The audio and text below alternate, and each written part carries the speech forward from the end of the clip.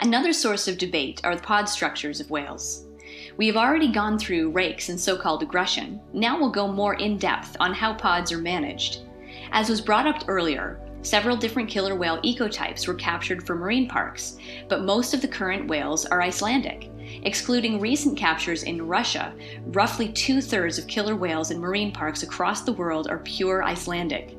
There are 2 left from the captures in North Pacific, Corky and Lolita, one from Argentina at Mundo Marino, and one rescued Norwegian whale at Loro Parque, and 13 crosses, with some amount of southern resident, northern resident, transient, or Argentinian.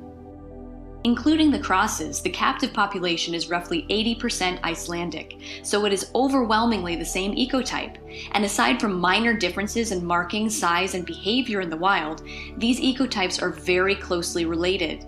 They're all the same species. Crossing them is no more harmful than crossing 2 breeds of domestic animals, or for that matter, 2 humans from different parts of the world. The claim is they can speak different languages and can't understand each other. It's true that not just different ecotypes, but different pods have their own unique dialects. What is not true is that they have their own languages. For something to be a language, there needs to be a grammar structure and syntax, something only humans have so far been discovered to have. And of course, being as intelligent as they are, shouldn't we expect them to be able to learn new dialects? Indeed, they can. Ulysses and Shuka both spent several years alone with only dolphins for companionship. And so they know bottlenose dolphin vocalizations. Studies at SeaWorld have also proven young killer whales able to learn dialects from unrelated individuals. Nothing is surprising there. What I found with the adult males' vocalizations, I'll just give you one example here and go ahead and play it for you.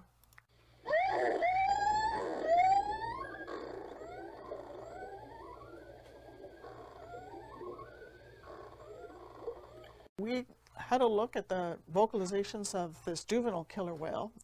The story is that we hadn't heard any of these kinds of sounds from him before his mother had another calf. So, and not immediately after, but slowly afterwards, he started spending more time with the adult male. And months later, we start hearing these calls. It surprised us, but that's the story here, is that all of a sudden he's starting to make these calls. And I'm going to go ahead and play it for you so that you can listen to it. You hear the same warbling, you hear the buzzes, you hear the repetitions. So he's internalized the features of this call, he's learned. And that's not something that he could have done by genetics or development or anything like that, because the male's repertoire was unique.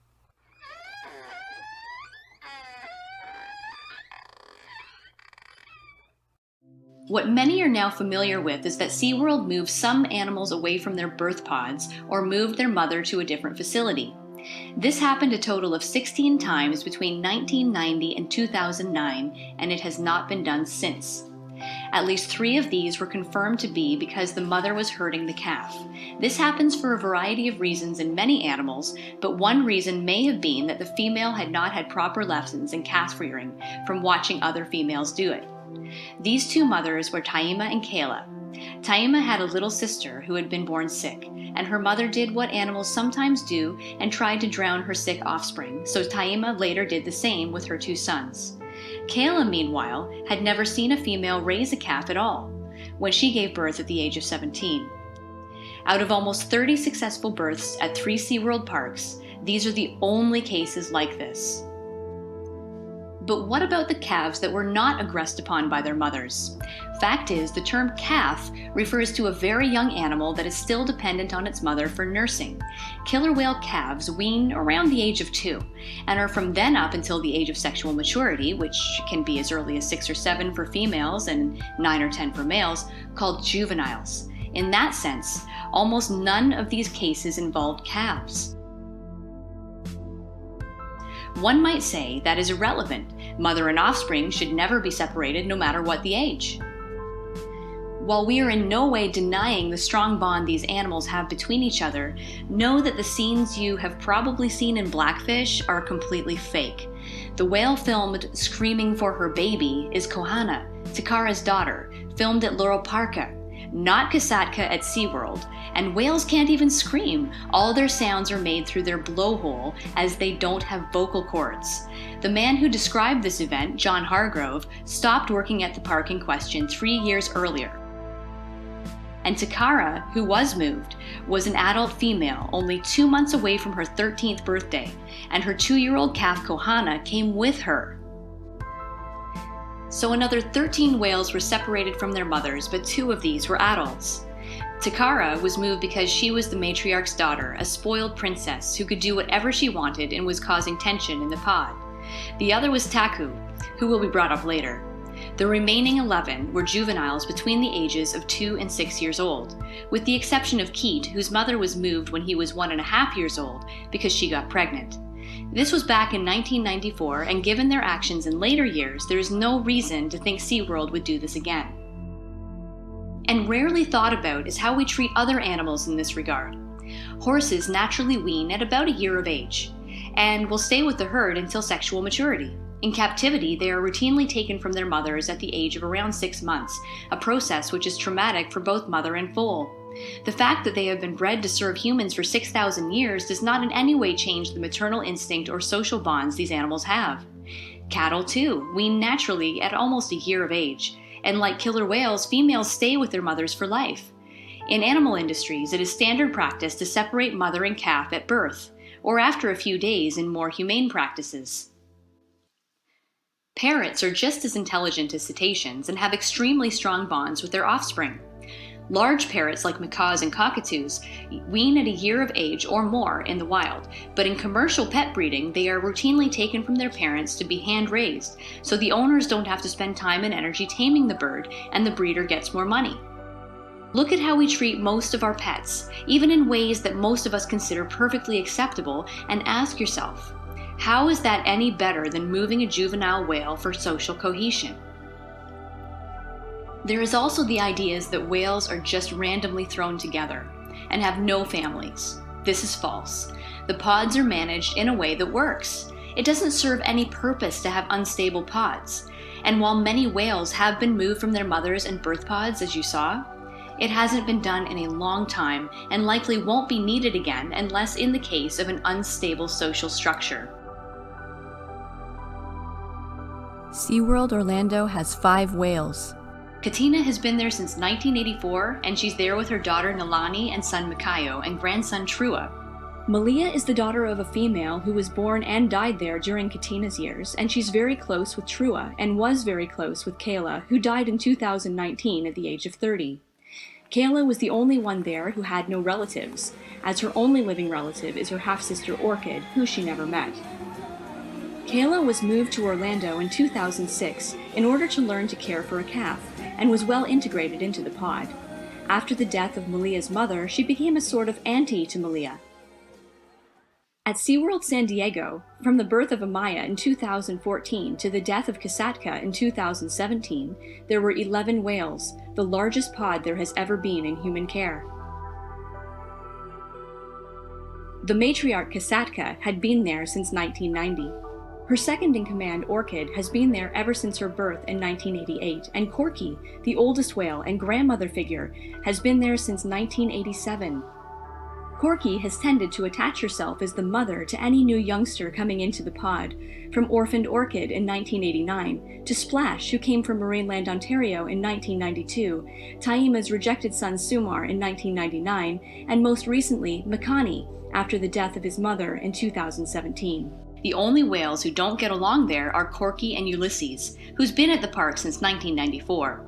Corky is more submissive, and Ulysses is unusually dominant for a male, and Corky can only be in the pool with him if the matriarch is there, or she will shut down. Kasatka lived there with her 2 sons, Nakai and Makani, youngest daughter Kalia, and granddaughter Amaya. Amaya was born into a pod with her mother, father, grandmother, grandfather, 2 uncles, and great-grandmother's half-brother. Except for the natural passing of Kasatka at an old age, nothing has changed in this pod for years, and her daughter Kalia inherited her place as matriarch.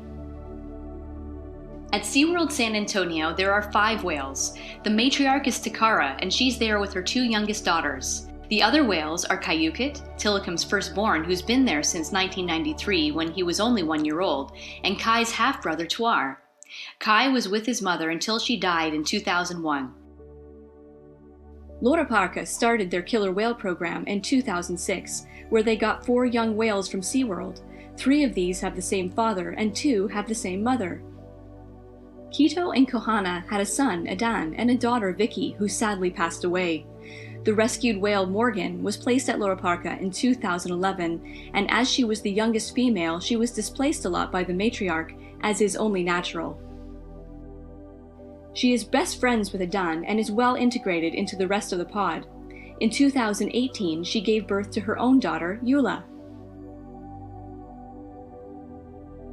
At Marineland Antibes in France, there was a pod based on 2 females, Sharkin and Freya, and 1 male, Kim. Freya had 1 son, Valentin, and they both died from natural causes in 2015. Sharkin had 3 calves with Kim, Shuka, Inuk, and Wiki. Kim and Sharkin died from natural causes at high ages in the 2000s, before which Shuka had been moved as she was too close to her father and the Marineland staff feared inbreeding. Today, there is the matriarch Wiki with her brother Inuk and 2 sons, Moana and Keiho. In Japan, there is Kamogawa SeaWorld, which has 3 sisters, Lovey, Lara, and Ran, and Lovey's daughter, Luna. At Port Nagoya Public Aquarium is their mother and grandmother, Stella, with her youngest daughter, Lynn, and grandson, Earth, who fits in better there than at Kamogawa. The Japanese pod was separated in 2011 when both Stella and Lovey were pregnant, and Kamogawa SeaWorld is far too small to keep what would then have been 9 whales. Both breeding males have since passed away. To say that these whales are not with their families is absurd. Even for the few whales who have no relatives, who is Corky's family? The siblings, nieces, and other wild pod members born years after she was captured? Or her adopted daughter Orchid? And the other whales she's lived with for decades, many of whom she's known their whole lives and helped raise since infancy. It's funny how anti-aquarium activists love to paint these whales as just like humans, yet can't imagine that these animals can learn new sounds or be friends with someone they're not genetically related to. The criticism leveled at the management of pod structures was closer to the truth back in the 1980s and 90s, when whales were moved basically at leisure, and hardly any effort was made to keep stable long-term pods. Later in the 2000s until today, this has transitioned into a natural pod structure, centered around a matriline, a matriarch, her daughters, and granddaughters. This was beginning to really take place at all the SeaWorld parks, through Katina with her daughter, Kasatka with her daughter and granddaughter, and Takara with her 2 daughters. Just when this criticism, which would have been rightly deserved 30 years ago but not today, was reaching its highest point, was when things were transforming anyway. SeaWorld and killer whale keeping overall has changed into natural pod structures and wanting to build larger pools on their own accord, and that's the movement when activists, misled by 30 to 50-year-old information, stop them from progressing.